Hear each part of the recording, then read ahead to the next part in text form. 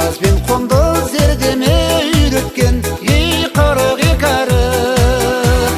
Сұр көйлек ақпар тұқпенен келуші қыздар сәніңіз. Ақ көйлек қызыл галстук жарасушы еді бәріміз.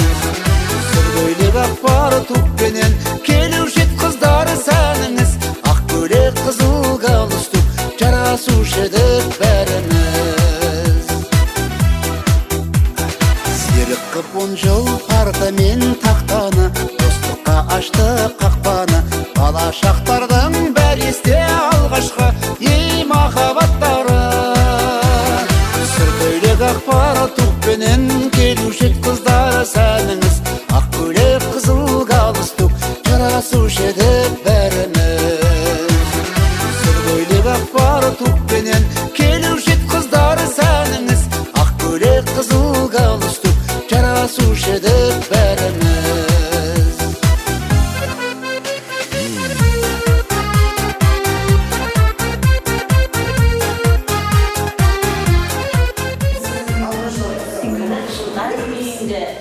Бір-бірімен кездесулерің, бір-біріңді қуанып қарсы алуларын жүрек біледі. Бізден бұрын әуелі өздеріңіз.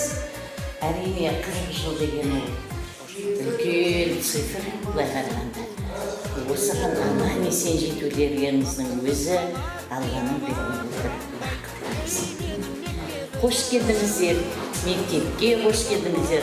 Мынау біздің өзіміздің қоқысымыз. Бұрын әліппесі ғой, әрдай болып, кірген таудай болып. Мінекей, бәрінде көз алдында, мен көз алдында қалған отырған үйлерім бар осы. Көрейін, сосын бастауыштар орында. Болды. Жоқ, бастауыштан келгеніңіз бар. Жоқ,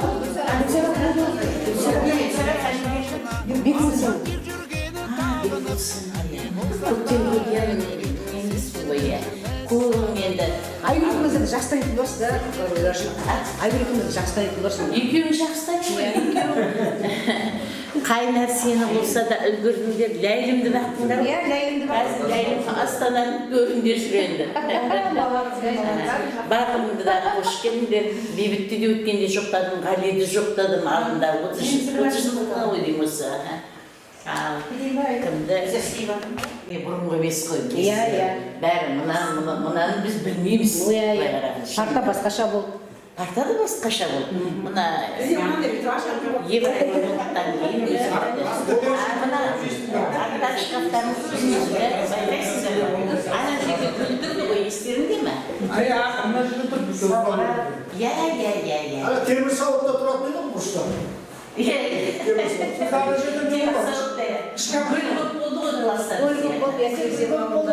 Бұрышта сіз мен әнжеге тұрғызып қойғаныңыз бар ма? Сонымен есімде жоқ.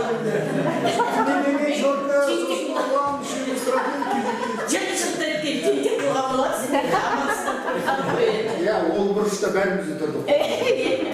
Дұрыста бұратыңыз. Жоқ, Ғалиді танымадым, сосын өз айтты. Кімсің десең Ғалим дейді. Мен жоқтадым да қойдым ғой. Марқұмына Ескали Бекболат деген апа ғой, оның есіңізде ме? Бекболат. Ескали, Касылқызда, жолдың бұзық болды. Ол марқұм болды. Иә, Бекболат оқыды. Сол оқушысы ғой мектепте. 9 класс, біреуін 4-ші класстан 3-ші класстан алдым. Жоқ, сендерді 2-ші класстан алдым. Жоқ, 1-ші класстан болды? Жоқ, 1-ші класстан алдым. 1-ші класс, 2-ші класс. 3-тен алды? Жоқ, 1-ші класстан алдым. Біз 1-ші класстан алдым. Мен жауынгерлерді. 1-ші класстан алдыңыз. 1-ші класстан алдым. Айгүлден 2-ші класстан келді ме, 3-тен келді ме? 3-тен келді. Абайдан келді. Абайдан Зияшыға Айжан деген ол да менің бірге оққан әріптесім бар жұмысқа. Сол Айжанның классынан келді. Енді кім Берік сен нешеден келдің? Мен 6 жаста келдім. Бәсе? Бір сен осы жоқпын, мұнда Марбисен келдім. Өзім ауылға келдім. Бәсе, я Көп болды ма не оқушылар? Бірінші класста көп болды. 45 сондай болды. 45 жоқ, 41 болса, 42 болса, бөлінеді деді. 41 болды. 43 болып кетті бірден. Ой, шығып жатамыз класстан. Ана кухняға барып жатамыз ғой. Сонда әлі артық класстан шығып жатады. Біздің класс өте көп болды. Бәрі осындай класстан шығып жатыр дейді, соны айтады деп. алды кухняға кіріп жатамыз, соны әлі шығып жатады. Мен білмеймін, қай класс екенін білмеймін, осы сіздер ма деп ойлаймын, білек деген арқан тартыс болды осы. Сосын деген арқан алып келіп, неден, спорт. Онда спорт зал жоқ қой бізде. Бізге бермейді ғой бастаушылар спорт залда. Сол инвентарь жаңағы арқанды алып келді, сосын деген арқанды апарып тастай қойшы деп екі оқушыға бердім. Не деймін? Жоғарыдағы спорт залға бердім. Жоғарыда актив зал ғой. Бір оқушы актив залға боламыз қазір, боламыз. Bir metre değil, şort. Дефицит. Бір оқушы жоғарыға тартады да, әлгі арқанды. Бір оқушы төменге тартады. Сөйткенде ортада бір оқушы қаққым бек болып қысылып қалды. Мен ажырата алмаймын, анау тартып, жібер деймін. Содан кейін арқанға жол алды қойдым. Сендердің класстарың сияқты, ұмытпасаң. Onu yani bir ustası arabayı nurlansın da şaşırdı. Kadın kalan ne bunlar ya? Biz olsa olur. Білмеймін айтады. Екінші Нұрлан менен Костя сияқты қойдым. Bu ayıptılar, biz yıkılmışız. Біреу жоғарыға, мен жоғарыға дедім, өзімен қартайды. Ол жоғарыға, абай жоғарыға. Біреу бұны алған жерден тартады. Сөйткенде бір оқысып қалып тұр ортада. Сол есімде сіз оласында. Содан Қалғанбайды ол дейді. жоқ, ортада ана бұрылғанда орта әлі үш кісі болып тұр ғой. Осы yıkılmış var mı? Қазіргі заман болса, онда кеттіңіз ғой. Кеттім ғой. Обязательно кетті анау деген. Başkanbay, қазір деген bir klasta 20 adam. 20-25-тен асып. Баяғыда ең аз дегенде 37-36 болды. Сосын сапа да болмайды ғой. Сапа болмайды. Қазір деген әр балаға көңіл бөлінеді. Сапа бар. Қазір деген өздерінің балаларыңды оқытасыздар ғой, немерелеріңізді. Кім ата болды? Мен Немере оқытасыз. Şurada da basın. Жорқыны енді деген үйлендіру керек енді. осы 40 жылдықта үйретіп жібердіңіз. Ulaşımda sizge nemelerinde bana okuttum mu? Білем ғой үйде. Керемет жақсы немере. Жақсарып кетті, иә. Koçuk şahsı. Иә. Кім ғой? Тамерлан ғой. Тамерлан аға. Білем, беріктім несі, иә. Жақсы. Баяғыда деген. Есі қақтырмыз. Daha önce yazılı oksijenler buldum. Ben bir sonra polis kızı.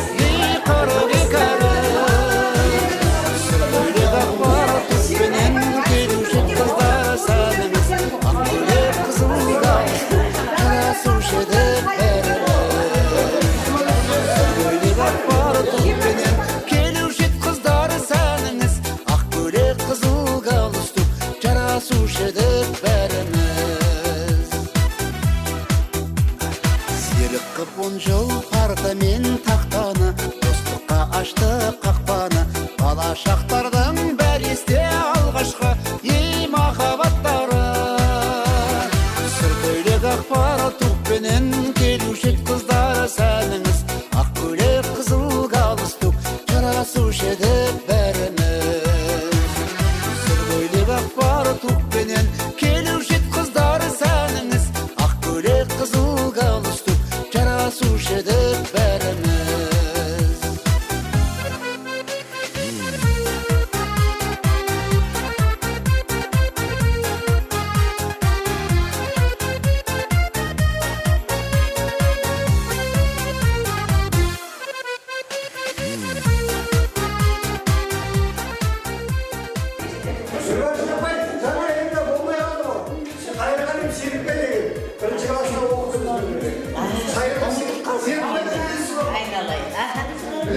Serpil. Birden altına değil, altına bekleyin.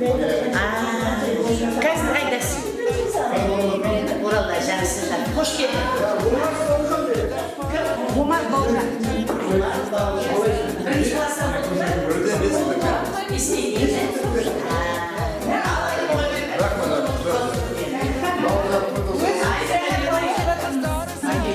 Ой, жаңағы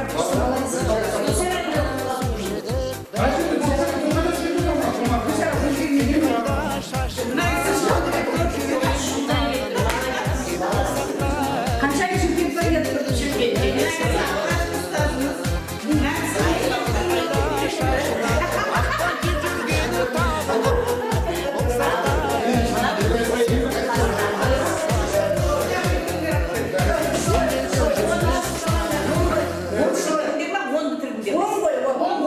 Бізге 8 бітіріп кетіп қалды, Гүлфия екеуміз Москваға. Біздер содан бітірдік 10-да Москвада. Москвада. Ал бұндай.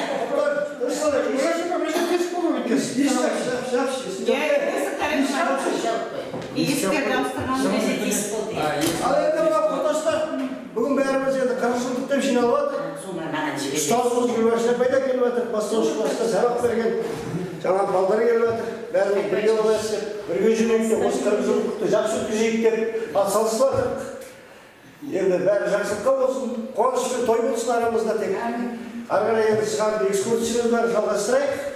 Осы кабинетте Осы мынау енді бірінші этажда бардық, бірінші жыл сынып оқыған кабинетімізді көрдік. Мынау енді 4-тен бастап оқыған математика кабинеті, осыдан бітірдік. Басқа не айтамыз енді? Көп енді ештеңем жоқ. Қазір енді сендер де өзгердіңдер, кабинет те өзгерді. Бірақ есте.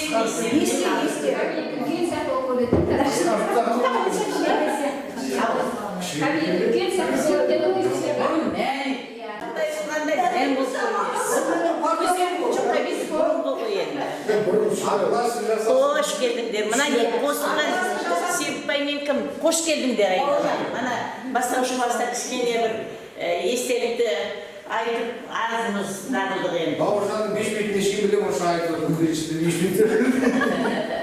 Бір-біріңді көріп атқан боларсыздар жаңа, да? мына екі жігітті 40 жылдан бері осы 2-ші класстан кеткен Қалай тауып алдыңдар бір-біріңді? группаштық қой. Группаштық стил салды. Біреудің білмеген интернетке рахмет. Молодцы. Осы ең бірінші. Сан түрлі өтті олар өткелдерден, ызғарлы қыс пен күзден, көктем күннен, 40 жыл арағасап сағынышпен бас қосты сыр айтуға өткен күннен. Тербеген балашақтан дала гүлін, олардың ұқшы сырын дара бүгін. 40 жыл бұрын осы қалған осы жерден, іздеп тұр олар қазір балалығын.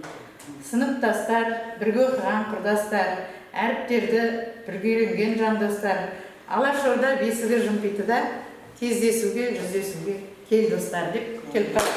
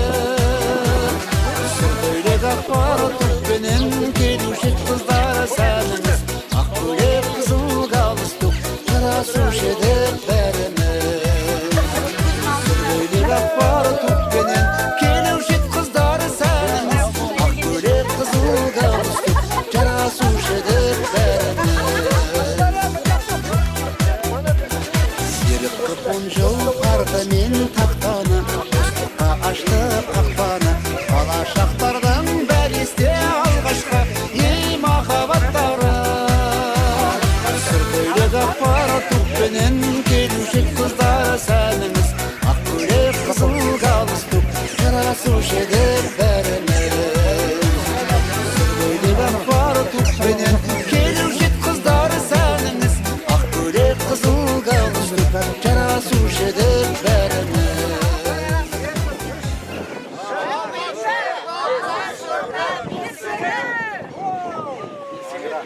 Kızım, balam, kızım жаңағы жүрген үлкен қызым. Содан кейінгі баламның өмірден өтіп кетті. Кіші балам бар, ол Орал жақта командировкада. Сосын осы немере жиен бөлелер ғой.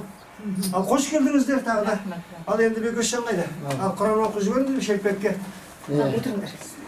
أعوذ بالله من الشيطان الرجيم بسم الله الرحمن الرحيم الرحمن الرحيم مالك يوم الدين إياك نعبد وإياك نستعين اهدنا الصراط المستقيم صراط الذين أنعمت عليهم غير المغضوب عليهم ولا الضالين آمين بسم الله الرحمن الرحيم قل الله أحد الله الصمد لم يلد ولم يولد ولم يكن له كفوا أحد بسم الله الرحمن الرحيم قل الله أحد الله الصمد لم يلد ولم يولد ولم يكن له كفوا أحد بسم الله الرحمن الرحيم قل الله أحد الله الصمد لم يلد ولم يولد ولم يكن له كفوا أحد صدق الله العظيم سبحان ربك رب العزة عما يصفون وسلام على المرسلين والحمد لله رب العالمين يا الله تعالى соқылған Құран сауабын достастарымыз Сәрсенұлы Қуайдолланың рухына, Жолдығали қызы Нұрлығайымның рухына және қымбат кластасымыздың рухына бағыштадық. Марқұмдардың жатқан жерлері жарық болып, топырақ торқа болсын, жаны жаннатта болып, иманы жолдас болсын. Марқұмдарды қабір азабынан, от тозағынан сақтай көрсін. Баршаңызға осы жерде отырған кластастар, ағайын тума бауырлар, бала шағаларыңыздың амандығын тілеймін, дендеріңіз саулық болсын, қауіп қатерден, бәле жәледен сақ болсын. Құдай Алла Тағала сақтасын. Раббана атина фид дуния хасанатан ва фил ахирати ва қина ғазабан-нар би рахматика рахмани рахим. Алхамдулиллахи раббил аламин. Амин. Қош келдіңіздер. Молдаларын қойдыларын танымайды. Нұрлығайды танымайды. Кімет деп отырады ғой. Қымбаттың бапасының атын білмей қалды соңында. Мамасының атын білмейді, бабасының атын білмейді. Мәруш апай, апайдың атын білмейміз. Ағайдың атын білмейміз. Болма шешпек жетсін.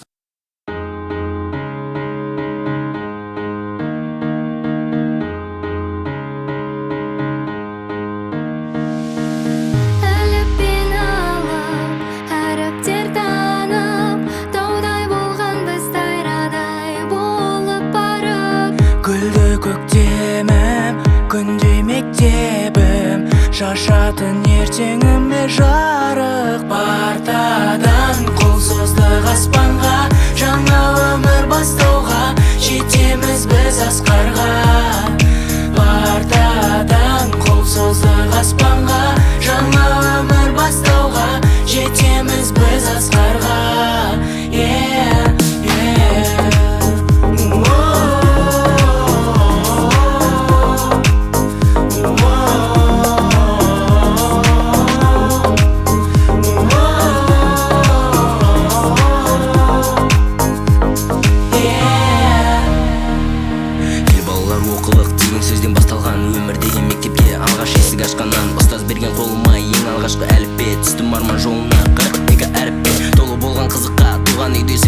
Қазақ тілі, физика, алгебра, химия Ең алғашқы еркелік сабақтардан қашқанбыз Күлім қаққан класстас жүзімнен шашқан қыз Естен кетпес көктемім, жүрегімнің жыр әні Ақ күмбезді мектебім, бақытымның тұрағы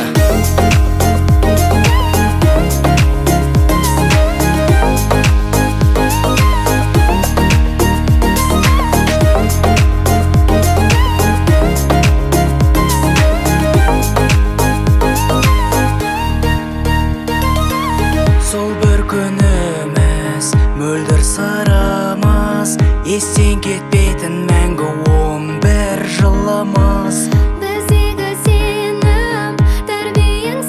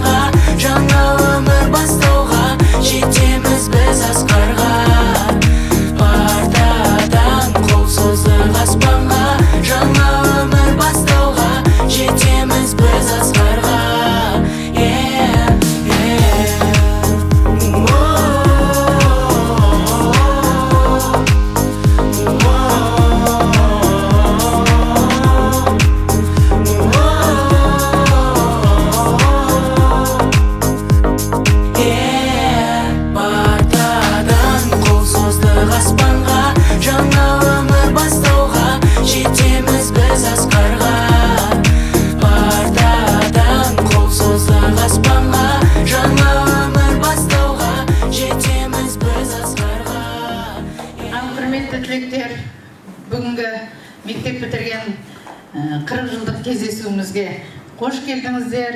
Ұстаздарымыз, Гүлбаршын апай, Али апай, сіздерді үлкен құрметпен қарсы алып жатырмыз. Бүгінгі кешіміздің құрметті қонағы болыңыздар. Сіздерге арнап оқушыларымыздың, шәкірттеріңіздің атынан ән шашу.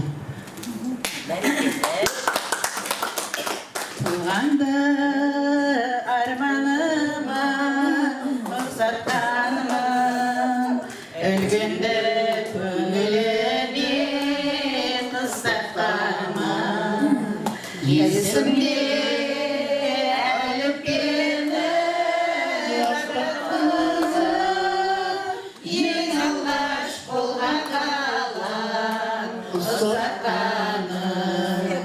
Ұстазым менің ұстазым, өзіңнен өткен бір шағым, қалдың өзің мәңгілік жанымда. Енді құрметті қонақтар, қош келдіңіздер. Мына класстастар, мына 40 жылдық мерекеміз бітіргенімізге ұстаздарымыз бар арамызда.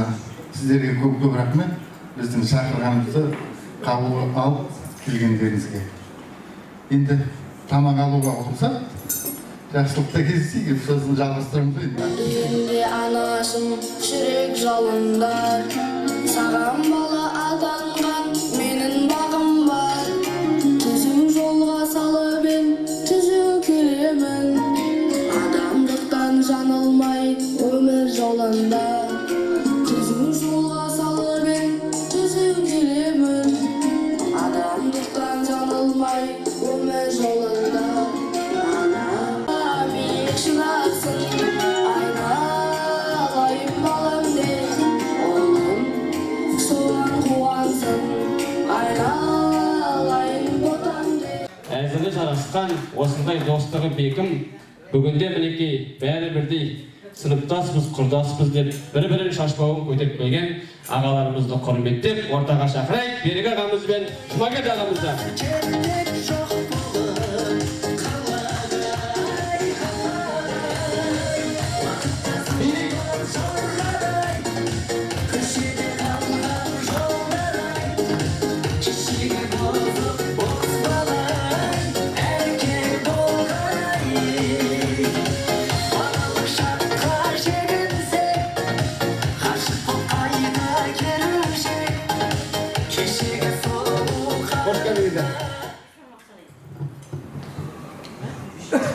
Кеш жарық, класстастар, құрдастар, ұстаздарымыз, біздің аяулы қымбатты. Қош келіп жатсыздар арамызға. Бүгін бізге де мектеп бітіргенімізге 40 жыл болып қалыпты. Енді бәрімізде қуаныштымыз, ертеде бәріміздің басымыз қосылып, бүгін бір күндіз бір Құран оқыттық өмірде өткен класстастарымызға. Енді соның кештің жалғасы болып жатыр бүгін. Бәріңізде қош келіп жатсыздар. Алыс жақыннан келген класстастарымыз. Айгүл, сізге рахмет Айгүл. Өткен осы біздің басымызды қосып қыссай осы Айгүл шапқылап жүр осы группа ашып. Кездесуіміз енді жақсы өтсін дейміз. Баршаңызға денсаулық тілейміз. Апайларымыз сіздерге Алланың жасын жасап, әлде де отыра беріңіздер. Енді класстастарым аман болсын. Енді ерте үйлендік деп айтып отырмыз, ерте үйленгеннен қорлық көрген жоқпыз. Бір ұл, бір қыз сүйдім. Жаңағы ұлдан 4 немерем бар, қыздан 5 жиенім бар. Шүкіршілік айтып, балдарды оқыптық. Енді қазір немере бағу енді жұмысымыз. Қиын бір дейді, күнде бала күнде немере бағу деген сол. Құдай көпсінбесін, әлі де жалғасы болар.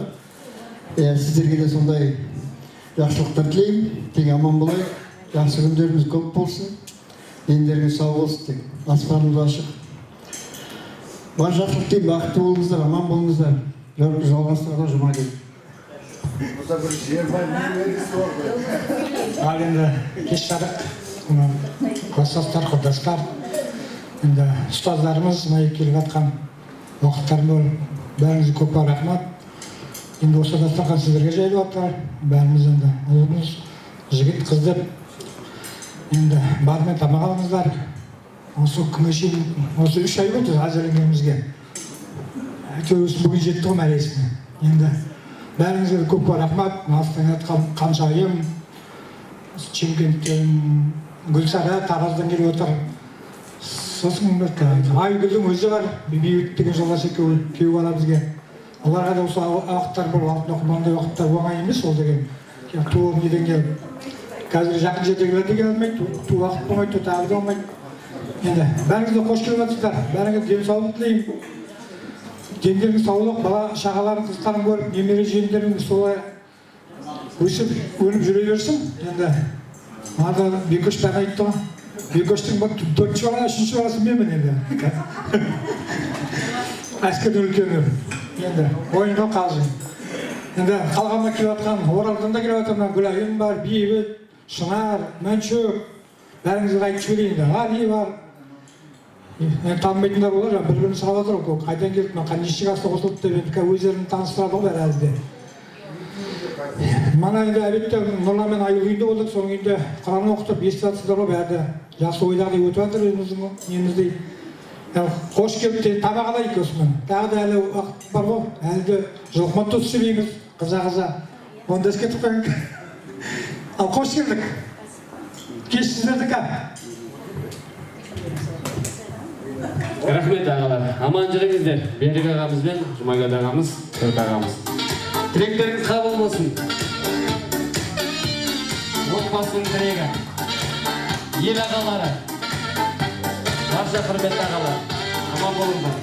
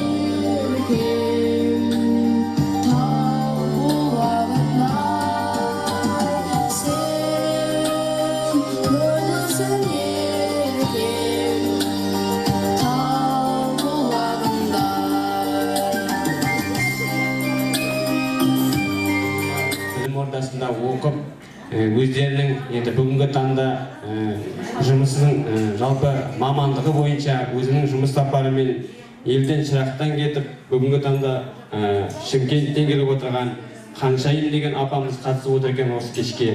Шудың мойнынан келіп отырған Гүлсара есімді апамыз бүгінгі кешке қатысып отыр.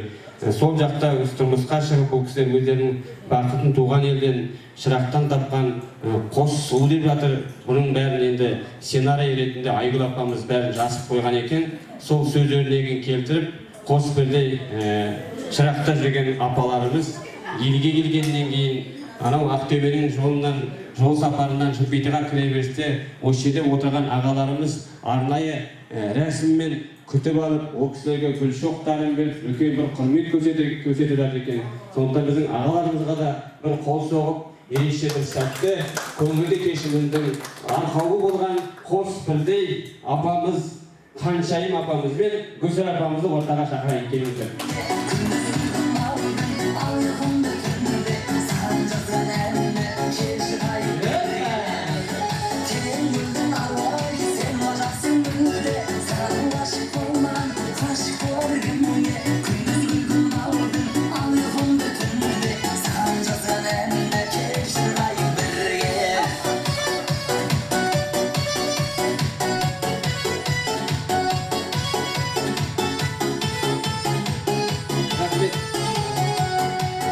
келдіңіздер апалар, елге мынау осындай жол сапарын артқа тастап, қаншама шақырымнан өздеріңіз келіп жатсыздар. Жалпы енді қазіргі таңда мынау біздің өмір жолымызда бәрі де бар. Жұмыс жасаймыз, кәсіп етеміз, әр мамандық бойынша жасап жатырмыз. Бізде де бір уақыт болмайды ғой.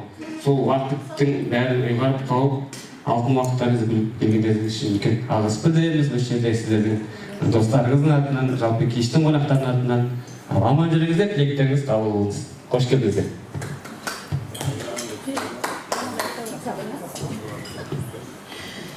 Кеш жарық, құрметті біздің құрдастарымыз, класстастарымыз, және біздің ұстаздарымыз, Али апай, Гүлбаршын апай. Бүгін таңертеңнен бастап керемет кеш болып жатыр. Негізі бұның тарихы қыс айында, декабрь айында басталған. Бағдагүл бастап жаңа группаны құрып, одан кейінгі бізді ұйымдастырып жатырған осыншама іс-шараны ұйымдастырып, барлығын басы-басында жүрген негізі Айгүл. Сол Айгүлге, содан кейін ауылдағы жігіттерге көп-көп рахмет. Жігіттердің қастарында жұбайлары бар. Осы кісілердің арқасында біздер бүгін керемет жақсы демалыс өткізіп жатырмыз. Барлықтарыңызға көп рахмет айтамыз. Отбасыларыңызға тек қана жақсылық, бақыт болсын, қуаныш болсын. Енді біз төрде тұрған ұстаздарымызға не айтамыз? Осы төрде тұрған ұстаздарымыздың біздің өмірде қалыптасуымызға, адам болып, өмірден өз өмірімізді табуымызға көптен көп үлес қосқан кісілер. Өйткені мен қазір нені айтайын? Алғаш сол оқып тұрып барғаннан кейін барған мектебімде бағана каллиграфия дегенді мен бекерден айтқан жоқпын. Гүлбаршын апай теріс қарап тұрып, апайдың шашы бір керемет еді ғой, өріп қойып. Сосын тақтаға қара жазып тұрған кезде бір артынан отырып қызығатын. Не деген керемет деп, сол кісінің жазуына еліктеп жаздық қой, біздің каллиграфиямен соған қалыптастырдық. Сөйтіп мектепке барған кезде, осы бір 4-5 жыл болған шығар мен жазудан құтылғаныма. Сіздің қолыңыз жақсы ғой, сіз жазыңызшы деп әкеліп береді. Әлі күнге шейін сөйтіп келемін, айтамдай айналайындар, мен 60-та келіп қалдым ғой, енді жазбаймын деп. Соның барлығы, мен сол кезде айтып отырамын, менің апайымның мықтылығы сол кезде қалыптастырған каллиграфияның арқасында мінекей әлі сол жазумен келе жатырмыз ғой деп. Одан кейін класс жетекші болған Али апайды біз жаңағы математика деген өзі адамды дәлдікке тәрбиелейді ғой. Құптыққа тәрбиелейді, соның барлығын біз Али апайдан үйрендік. Алғашқы қыз бала болып қалыптасуымыздың барлығы Али апайдың еңбегі. Сондықтан да өзімізде ұстаздық жолда жүргеннен кейін сіздердің еңбектеріңізді өте қатты түсінеміз. Және еңбектеріңіз өте зор.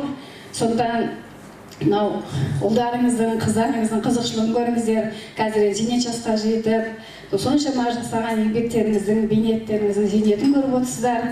Соның жақсылығын көре беріңіздер. Немере, шөберелерді шөпшек көріңіздер, қартаймаңыздар, осылай қай уақытта келсек те аман есен ортамызда жүре беріңіздер. Ал айналайын мен класстастарым, құрдастарым. Қарап отырсақ, тай қолындай тебістік деп айтып жатады ғой неде. Кішкентай кезімізден бірінші класстан бастап оқып, бірінші класста біз көп болған екенбіз өзі. Бірінші класста суретті қарап отырсақ, 42 ма сондай бала бар. Жиналып отырған барлығымыз 40 жылдан да көп уақыт кетті, уже арамызда бар 42 жыл, 43 жыл. Аман есен бәріміз басымызды қосып осы жерде отырмыз. Қуаныштымын осы ортаға келіп, бәріміз бір-бірімізді көріп басымыз қосып отқанымызға. Аман болайық, аспанымыз ашық болсын, еліміз тыныш болсын, мына көзге көрінген балдарымыз аман болсын. Немере сүйіңіздер, шөбере сүйіңіздер, ұстаздарымыз аман болсын. Сіздер тек қана осы жас қылып көре берейік. Бізде ғана кеше айтып жатыр ғой, ана Али апайдың нөмірі, ана кім нөмірі суретте салып жатыр, нетіп жатырмыздар. Бар болыңыздар, бай болыңыздар, арамызда жүре беріңіздер. Бәрімізге жақсылық тілейік, 45 жылда қосылайық, 50 жылда қосылайық. Мына алдымызда 60 жыл келе тұр. Осы немізді үзбейік, ары қарай жалғастыра берейік. Бақытты болайық бәріміз.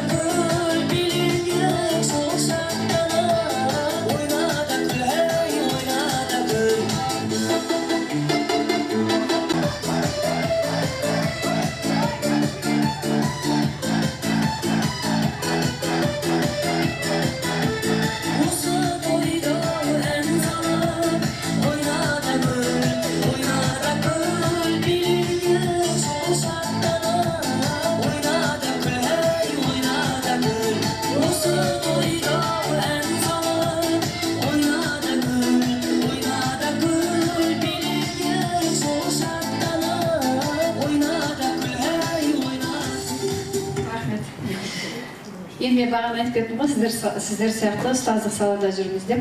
Жалпы мен өзім оңтүстікке жаңағы оңтүстіктің шетіне шықтым ғой, ол кісі екеуміз Атырауда бірге оқығанбыз.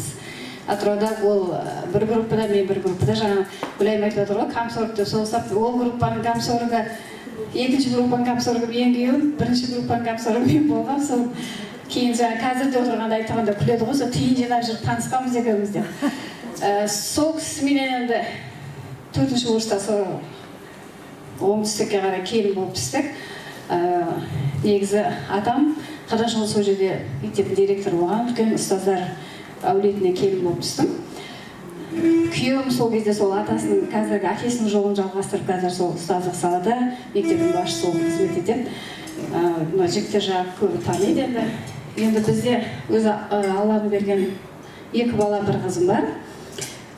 Үшеуін де орналастырған, Құдайға шүкір. Үлкен балам, 3 немерем бар, одан кішкентай 2 жыл болды үйленгенде, одан 1 кішкентай қызымыз бар. Қызым Астана қаласында. ЕНУ-ды қызыммен бітіріп, сол магистратурасын бітіріп, сол жерде неде істеді. Министерствода жұмыс істеп, сол жерде қалды қазір. Оның қазір 3 бөпесі бар. Сонымен сондай балалы шағалы отырған жағдайымыз бар. Маған келсек, мен де тоже оңтүстікке Шу қаласына жұмысқа шыққанмын. Ол жаққа қалып қалған себебім, үлкен сестрам сол жақта болды, апам. Сол кісінің қолына барып, солай жұмысқа шықтым сол жақта. Тоже бізді жеке кәсіп өзіміздің семейный бизнес дейді. Сонымен айналысамыз. Маған келсек 3 қызым, 1 ұлым бар. 2 қызым Астанада. 1 қызым әлі кішкентай, 19-да деп қойды. Оқуын оқып жатыр. Ұлым бар. 10 жиенім бар, 3 немерем бар. 13. Сосын үлкен қызым врач-терапевт болып жұмыс істейді. Екінші қызым Сыпат академиясын біткен, өзінің цехы бар, дизайнер одежда, Астанада екеуі де. 3-ші қызым стоматология оқуын оқып жатыр, ол әлі кішкентай. Ұлым тоже Астанада, сол жеке кәсіппен өзінше Астанада жұмыс істеп жатыр. Сөйтіп өсіп өніп жатырмыз, әже болып жатырмыз. Сол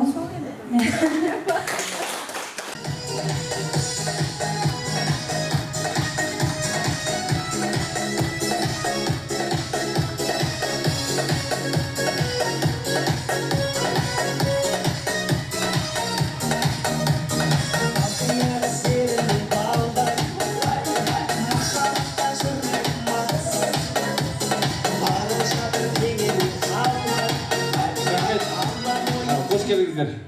Жеңіс аға. Алла салмай, баршаңызда енді бүгінгі кеш мәлім ғой өздеріне. Қош келіп қалып жатырмыз енді. Мынау мектеп бітіріп, әркім жаңа айтып жатыр өзін ұясына жан-жаққа ашып. Соған 40 жыл болған екен.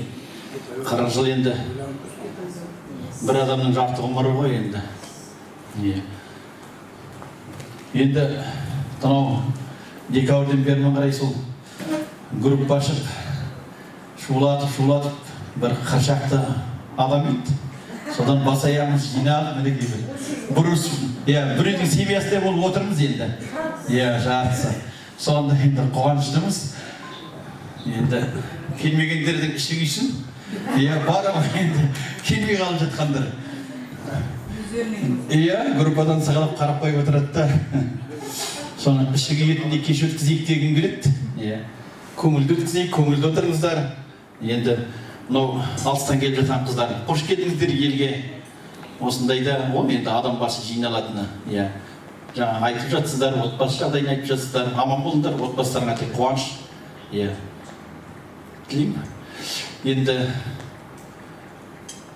мен өзіме келетін болсам, бастауыш класста оқыдым, осында 4 бітірдім. Осы 2 мұғалим апайымыздың қолынан. Енді Гүлбаш апа жақсыдан айтты, әлі апа дұрыс танықтырмайтын бар мені.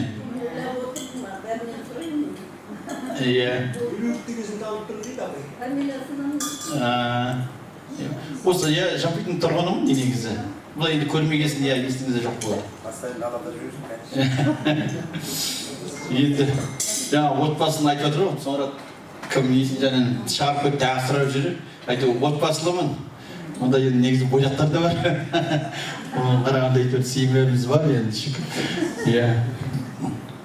Алланың берген бір үштігері баласы бар. Екі қыз, бір баламыз.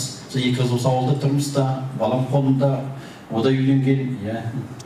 Немере жиендер бар, жайлап сол күнкөрістің қамы. Өзіміз негізі кішкентайымыздан қарттардың несімен өстік қой, сол қырда келе тұрып қой, жайлап. Енді не айтайын? Қартаймаңыздар. Апалар қартаймаңыздар. Кішкене әрленіп алсаңдар, біздің құрдастарымыз сияқты болып отырасыздар. Осы қалыптарыңыздан таймаңыздар, ойнап күлі, осындай әрдайым тек осындай қыржылықта емес, басқа да қуаныштарда бірге болуға тілекшімін енді. Кішкене сіздерде бір марқайып жасарып отырасыздар ғой. Ана күйбең тірлікті, отбасындағы жағдайларды кішкене артқа ысырып деген сияқты ападан. Бұл енді жақсы кеш болып жатыр. Осында қатынасып отқан қонақтар мына жігіттері ауылдың ұйымдастырып бәрі шауып жүрген. Және де мына қыздар көп-көп рахмет сіздерге. Соның ішінде Айгүл мен Бағдагүл ханымға көп-көп рахмет.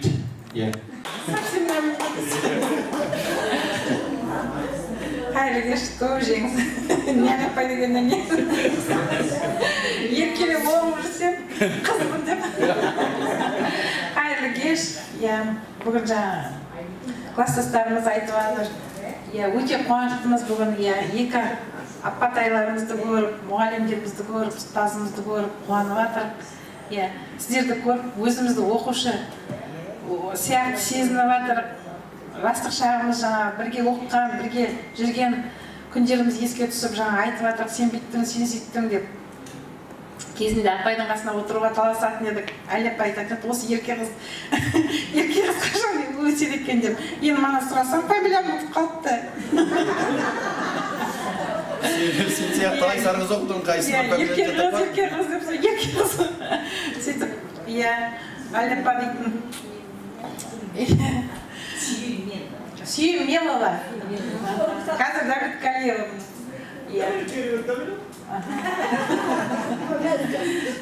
Бәріміз кездесіп қуанып, алыстан қыздарымыз келіп, жаңа айтып жатып, Ержанка деп, Комсорг, Алматтан, енді Алматинка болып кетті біздің староста Айгүл, Гүлсара Тараздан келіп жатыр. Біздер айтатын едік, аннан-мұннан келіп, сол бізде де өзімізде алыстан келетін оқушылар бар, қуанып, бәріміз басымыз қосылып, осы кешке, осы кездесуге бірінші рет келдім, жолдасым бар, Гүля, бар, шеш. Жеңіс болады. Ақшаңды берейін, бензиніңді құяйын, барып кел, деп. Сол жіберген, сол жолдасымның арқасында сіздермен бірге болып, класстастарымды көріп, өзімді жас сезініп, еркелеп оңып қалып жатыр, класстастарым бәрі жаңа айтып жатыр ғой, сары қыз деп, ерке қыз деп. Өте қуаныштымын. Күндіз мана Нұрланның, Айгүліктің үйінде болдық. Естетін жақсы, жаңа өткен адамдардың, класстастарымыздың жаңа Құран бағыштап, ерлік жасап, сондай күшті қызмет жасап. Осындай үлгілі жігіттерімізбен мақтанамыз, кеше қыздарымызды қарсы Гүлмен. Даже қаладағы жігіттерден озып кетіп жатыр, біздің класстастармен мақтануға болады. Жаңа айтып жатыр қой, бүкіл әке-шешемді біледі, балдар бәрі. Бәрі орналасқан, жанұялары бар. Әли апа, Гүлбаршын апай, қуаныштымыз. Сіздерге қарап жаңа айтып жатыр қой, өзіміз 60-қа жақындасақ та әлі бала сезініп жатыр деп. Сіздердің жаңа оқытқан білімдеріңіз далада қалған жоқ, білім алды. Жаңа айтып жатыр қой, бәріміз ұямызды таптық, жанұялы болдық. Өзім айтсам, жолдасым дәрігер, Қазақстанның жаңағы құрметті дәрігері, өзім Оралда медколледж бітіргенмін, сол жолдасымнан қалмай деп, 10 жыл медицина университетті бітірдім. Қазір бір жерде жұмыс салада жасап жатырмын. Бір ұл, бір қызымыз бар. Ұлым офицер, военный. Қызым стоматолог. Екеуі де жанұясы бар. 3 немерем бар, 1 жиенім бар. Ата әжеміз. Қызым Астанада, ұлымыз қасымызда, Оралда. Солай өмір сүріп жатыр. Жұмысымыз сол медицина саласы. Государственное учреждение деп, сол үкіметтің жұмысын істеп жатыр.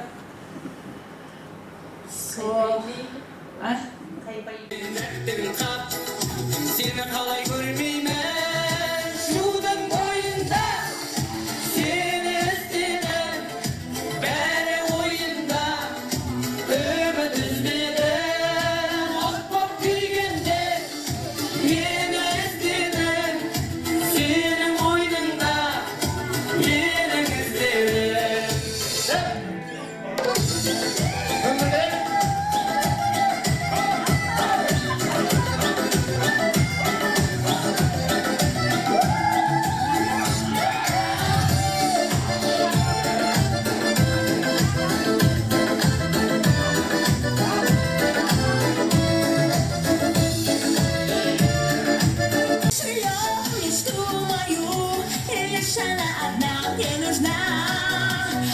Ты знаешь все, ты скажешь, где она, где она. Синий-синий день, синий-синий день, синий-синий день, синий-синий день, синий-синий день, синий-синий.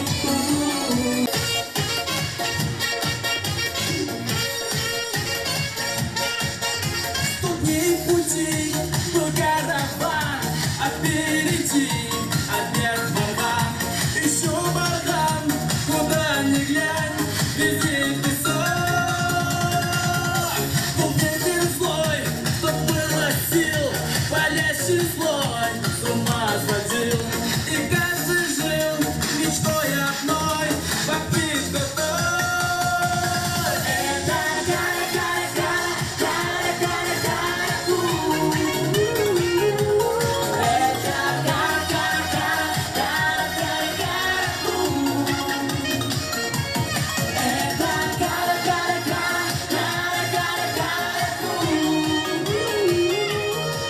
Арнап отырай, келесі сөз кезегін сіздердің қатарларыңызға 5-ші сыныптан бастап қосылып, оқушылық дәуренінің барлық қызықты сәттерін бірге кешкен Орал қаласынан келіп отырған Шынар есімді апамыз қатысып отыр. Сондай-ақ Сәрсенов Бейбіт ағамызды осы тілекке бірге қосып жатырмыз. Қош келдіңіздер. Шынар апамыз бен Бейбіт ағамызды қошеметтеп, орындарынан алдайық. Келіңіздер, қош келдіңіздер.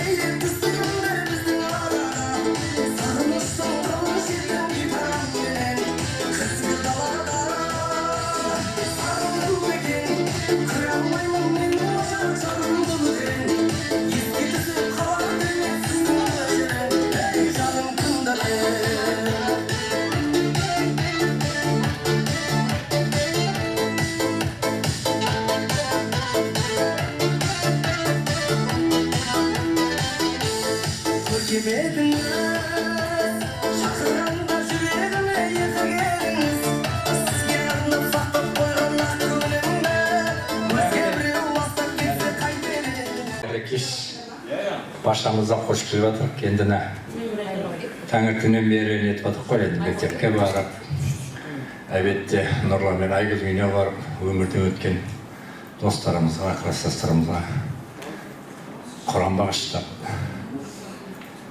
Енді бүгін кеші тағы жалғасып жатыр. Ұзағынан болсын дегім келеді.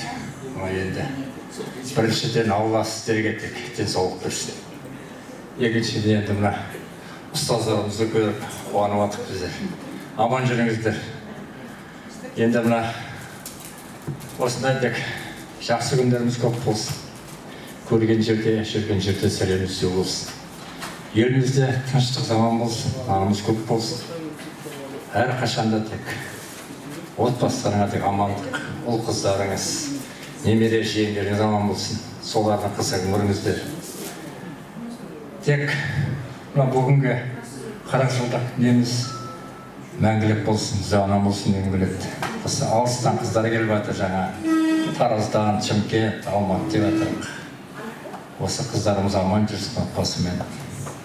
Енді айтып отыр ғой жаңа енді. Айгүлге рахмет, Бағдаргүл бар, Нұрлан бар енді. Осы 6 айдан бері шулап нетіп міне. Осындай үлкен мәрекеде жетіп, бір-бірімізді көріп қуанып отырық. Аллахымдық әрқашанда қайда жүрсе жолдарыңыз ашық болсын, Алла жар болсын. Енді осы ұстаздарымызға рахмет, енді 8 бітіріп кеттік қой енді. Аллаға шүкір сұхбатқа бардық. Осы сіздерден әрі үйрендік. Енді екі ұстазымызға тек алғысымыз шексіз. Аман жүріңіздер, жадырап. Енді одан әрі сұхбатты жалғастырдық. Аллаға шүкір мамандығы механизатор. Сол механизатор әлі істеп жатырық. Енді өзімнің отбасыммен жолдасым бар, бір ұл бір қыз бар, Аллаға шүкір 2 немере бар. Енді ұлым да оқыған, қызым да оқыған. Өзім оқымасам да осы ұлым мен қызым оқысын деп. Ұлым пединститут бітірген, қазір енді кішкене мұғалім болды сіздер сияқты. Содан кейін қазір спорт саласында ағатайым, қызым юрист. Енді Аллаға шүкір жайлап жүріп жатырық. Енді аман отырыңыздар, тек Алла тек бай қуат болсын. Көрген жерде жүргенде сәлем түсуі болып, тек аман үшін жүре берейік.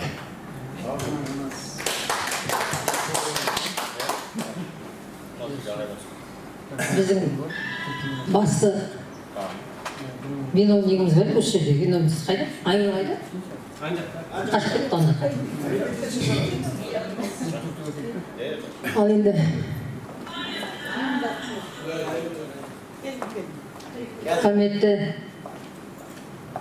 құрметті де қадірлі ұстаздарымыз келіп отқан біріншіден қош келіп жатсыздар. Әли апа, Гүлбақшын апай, келгендеріңізге мыңда алғыс. Отбасы бала-шағаңыздың қызығын көріңіздер, мәңгі осылай жас болып жүре беріңіздер. Қазір заманның жақсарғаны ма, сіздер әлі де жассыздар, біздер әлі бала сияқтымыз сіздерге қарағанда. Осындай бала-шағаңыздың қызығын көріп, осындай қуаныш қызықтарда болып, әрдайым жасар, көңілдеріңіз жас болып, ауырмай, отбасыларыңыздың қызығын көріп отыра беріңіздер. Аман есен. Енді қымбатты менің класстастарым, мен бұрынғы Совет дәуірінің сөзімен айтайын, класстастарым деп, қазір сыныптас деп айтамыз ғой. Сыныптастар деп. Біздер кеңес дәуірінде өмір сүріп, ер жетіп, бой жетіп, сол кеңес дәуірінен қалған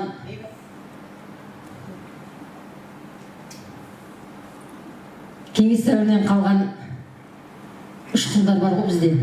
Соның сөзімен сөйлеп қалсақ, айып етпеңіздер. Қазір енді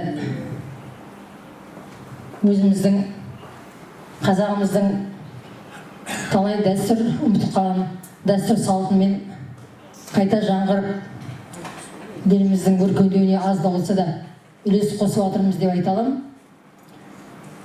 Енді қымбатты менің класстастарым, Айболат, Айгүл, Абат, Гүлайым отырғандарыңыз бойынша айтып жатырмын. Енді жыға танымасам да елеу жеңіс, бастарты оқып кеткен ғой. Елеу Лұқпан ағасын білем мен. Гүлсара, Нұрлан, Костя дейміз. Бағдагүл, Бақа, Жанар, Ғали, Дәмелі, Бекош, Берік, Қаншайым, Маншук, Жұмагелді, өзімнің бауырым Нұрлан. Екі келініміз, келін деп айтпаймын, бірақ бұл екі қызды. Бұл қыздарды мен әуелден танимын. Біреу менің группалас подружкамның сіңлісі, қазір өзіме келін болып отыр. Бауырымның жолдасы Эльвира, Айгүлді бұрыннан танимын мен. Енді бәріңізге де бүгінгі мереке қуаныш құтты болсын деймін. Көп рахмет. Бәріңізде бір кісідей келе алмағандарға реніш жоқ. Қалғандарыңызға, келгендеріңізге өте қуаныштымын. Өзім шын жүректен бейбіт ұмыт кетті. Шын жүректен сіздерге алғысымды айтамын, өзімнің атынан, отбасымның атынан. Енді шынымен де мен Абай орта мектебінде бастауыш сыныпта оқыдым. Кейіннен әкемнің апасы осында жалғыз қызы оқуға кеткесін, біздер әкемнің інілері, әкемнің апасы інілері ғой, менің әкем мен ағасы. Сол апамның екі інісінің ұлы мен қыздары жаңағы Ағайып апамның қолына келіп, бірінен соң біріміз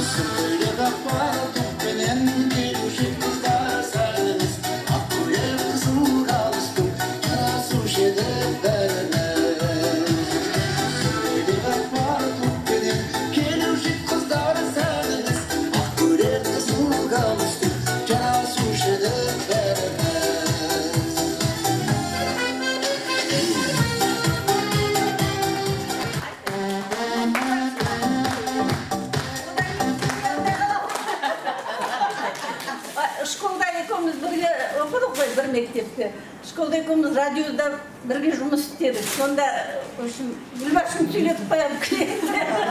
Менің жолдасым әлі айтады, Нарива Гүлбаршын деп бітіретін еді. Школда жүргенде. Сол сияқты Гүлбаршындан кейін сөйлей алмай қалады. Ал енді құрметті оқушыларымыз, шәкірттеріміз дейік.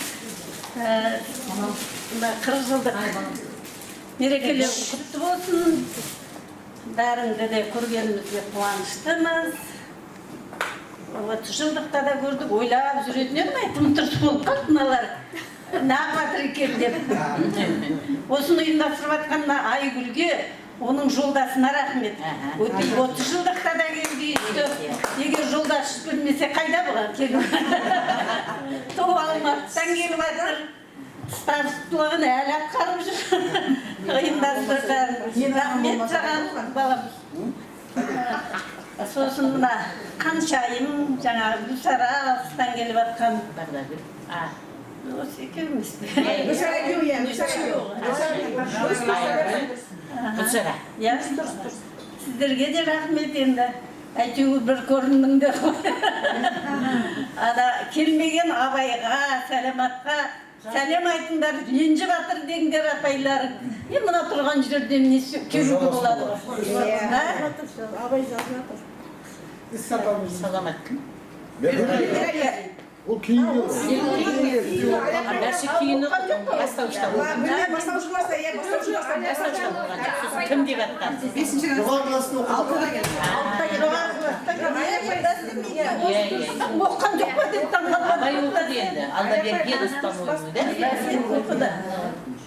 Рахмет сіздерге, біздерді сол қалдырмай шақырып жатқандарыңызға, осылай жұптарың жазылмай, 50 жылдықты, 60 жылдықты тойлай беріңіздер. Алла осы иншалла. Сіздерге білмеймін. Бәріңе де тек денсаулық тілеймін, дендерің сау болсын. Қазіргі заманда тек денсаулық керек қой, енді дендерің сау болса бәрі қолдарыңда. Бұрынғы заман емес, қазір әйтеуір бәрі бар шүкір, баяғыда біздер таба алмайтын нәрсенің бәрі қазір тұр ғой. Бәріңе де отбасыларың амандық тілеймін, ұрпақтарың аман болсын. Қазір енді бәріңде немере, шөбере бар ма білмеймін ал. Жоқ, шөбере жоқ. Немере ғой. Немере ғой да бізде жиен. Немере, жиен. Осы 60-қа келіп қалдыңдар ғой. Ұрпақтарың, немере, шөберелерің аман болсын, сендер тек солардың қызықтарын көріп, қызықтап, қуанып жүре беріңдер. Өмір болғасын бәрі болады. Қайғыда, қуанышта қатар жүреді. Солардың бәрін жеңе біліңдер. Ұрпақтарыңа керексіңдер, ақылшы болып отыра беріңдер, қосақтарымен қоса қарыңдар. Мына жерде айтпақшы, келіндер бар ғой. Сіздерге де рахмет. Шапқылап бірге көмектесіп жүргендерге ұтып кетуге қалдым, жаңа айтайын деп.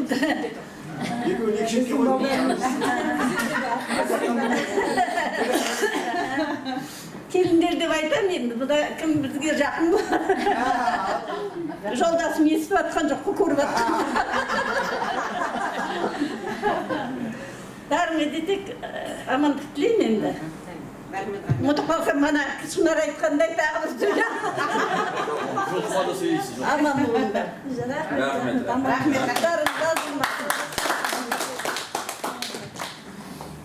Құрметті шәкірттеріміз және осы кешті ұйымдастырып жатырған топ ашып, сол топқа барлығының басын құрап, барлығының көңілдерінен шығып, осындай бір үлкен кездесуді ұйымдастырып жатырған ұйымдастырушыларға және жолдастарының сөзін жерге тастамай, соған қорған болып, соған тірек болып келіп жатырған Эльвира мен Айгүлге басымды иіп тұрып, және Бейбітке басымды иіп тұрып, алғыс айтамын.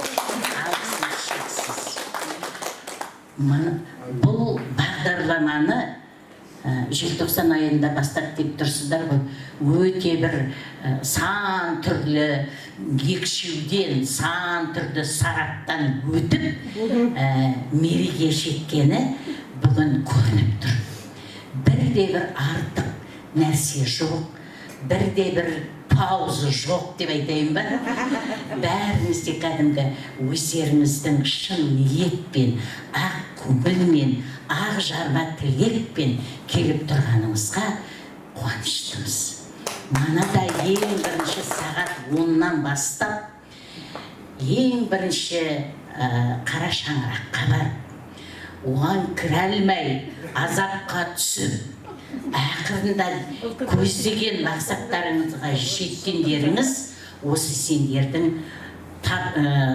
ынтымақтарыңыз, сендердің табжылмай қайсарлықтарыңыз, жігерлік қуаттарыңыз деп түсінеміз. Керемет болды манада. Манада ең бірінші сіздерді біздер де сағынамыз. Танымай қалып жатқан болармыз, айыпқа бұйырмаңдар. Енді бара-бара тіпті көрмейде қалуымыз мүмкін. Мінекей алдын ала айтып қояйын деп қояйын. Ал сондай сіздерді тарыдай болып келгенде, таудай болып тұрғанды көрдік қой, үлкен өмірге жолдан алғанды. Енді тамырларыңызды тереңге жіберген, жапырақтарыңыз жайқалған отбасы болып, соның өрбіген ұрпақтарыңызды есту Әлия етуіміз үшін үлкен ғанибет, қуаныш, мәртебе. Кейбіреулеріңіздің жаңағы немерлеріңізді көріп алдымыздан өтіп жатыр.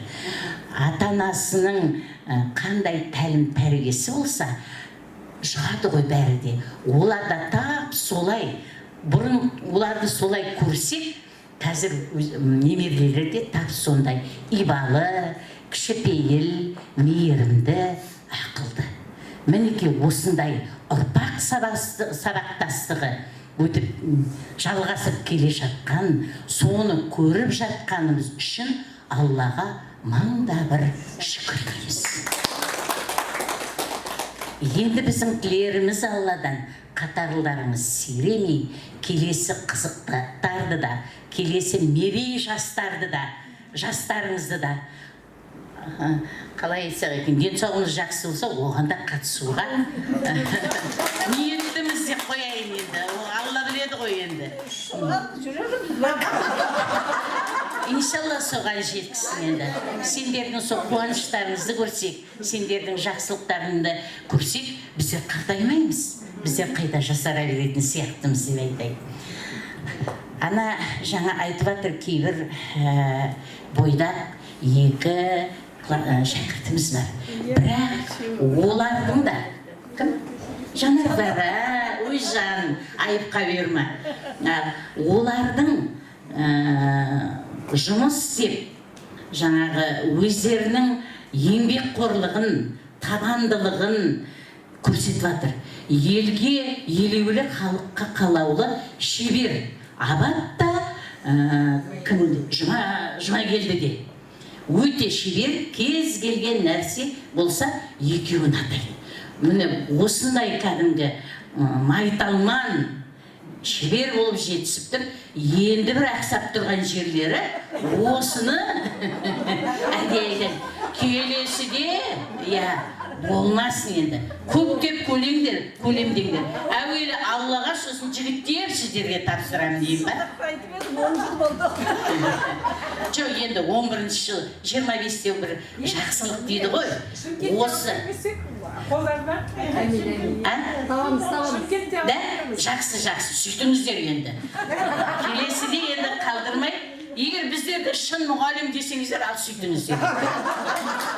Олар айтады ғой, Абай атамыз айтқан ғой, әсемпаз болма әрнеге, өнерпаз болсаң арқалан. Сен де бір кірпіштің үйге кетігін тапта, бар қалан дейді.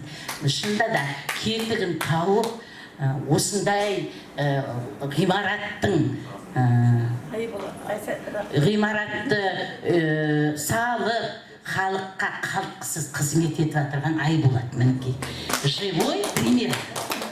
Одан кейін жеңіс, кәдімгі кез келген ауылдың тұрғындары барлық жақтың малшыларына сен артпайды, но жеңіске таласады, онда орын болмай қалды. Өзім талай қалып қойдым деп қояйын. Мінекей араларында Беріктінде шаруа қожалығы бар. Мен білетін деп айтайын, Жеңістінде, сосын Костяда қарап жүрмейді, жақсы нелері бар. Мінекей осындай сендердің кәдімгі жетістіктерімізді естіп, қуанып, соған марқайып отырамыз. Мінекей жаңа естіп жатырмыз, қай жерде жүрсеңіздер де өмірден өз орындарыңызды тауып, қалаған, жүрек қалаған мамандық иесі болғандарыңызды есту біз үшін мәртебе. Әр уақытта да енді қатарларың сиремей, қуанышта, жақсылықта бірге тойлауды Алла нәсіп. Енді ұстаздардың атынан елдің сәнін кім келтіреді? Астың дәмін кім келтіреді? Не келтіреді? Тұз келтіреді, дұрыс айтасыздар. Елдің сәнін кім келтіреді? Қыз келтіреді, дұрыс айтасыздар. Сондықтан қыздарымыз аман болсын, дастарханымыздан астың дәмін келтіретін тұз үзілмесін әр уақытта да. Және кейбір істерден де тұз нағылады ғой, үлестірілер. Сондықтан осындай бір ескерткіш болсын деп барлықтарыңызға осындай сый-сияпат арнадық. Әлия екеуміз. Енді алыстан келген 3 қызға, олардың жолдасына көп рахмет. Алыстан келген 3 қызға тағы да бір сыйымыз бар енді. Олар алыстан келді. Ауылдың кәдімгі несі бізді еске алсын, жымпитыны еске алсын деп, кімге? Айгүлге, Қаншайымға, Гүлсараға тағы да қосымша сыйлығымыз бар еді. Азды көптей көріңдер, әр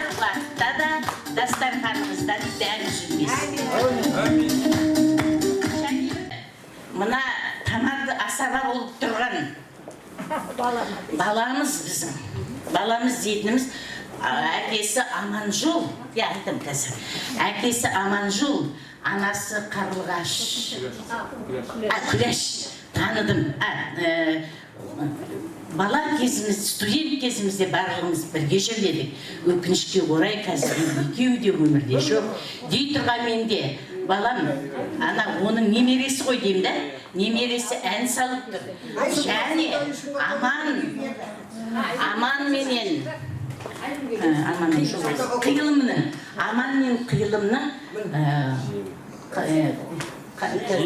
көзінің ағы менен қарасындай бір шынар қызын алып отыр. Ауылымыздың әрі күйеу баласы, маған әрі досымның баласы. Міне сондықтан оған жаңағы немересіне Аманжолдың неміз бар, сыйлығымыз ұстаздарына.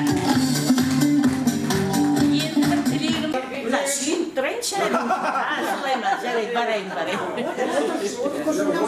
Жоқ, отырыс керек емес, жылдан болады ғой. 14 маусым 2025 жыл. Адалдықтың жолынан, ұйымшылдар тобынан көріп тұрмын түлегім. Жақсы істердің басынан, жақсылардың қасынан табылыңдар түлегім. Жасқаншақ болмай әр істе, намысты болдың түлегім. Жалғыз болмай жігерлі, көштен қалма түлегім екеуіңе, үшеуіңе. Тағы да айталайын. Жалғыз болмай жігерлі, көштен қалма түлегім. Бір-біріңе қорған бол, қиын шақта демеу бол. Әркез аман жүріңдер, осы менің тілегім.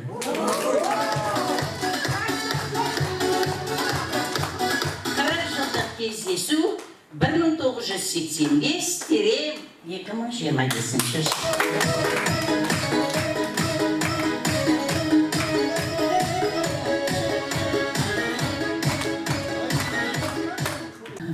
Әзіл үшін айтып жатырмын ғой, біраз сөз күлуге жақсы деп, мектеп кезіндегі бір балалық, бір есімізде қалған нәрсе. Мектептегі тентек болғандар өтады ғой. Солай екен негізі өмірде.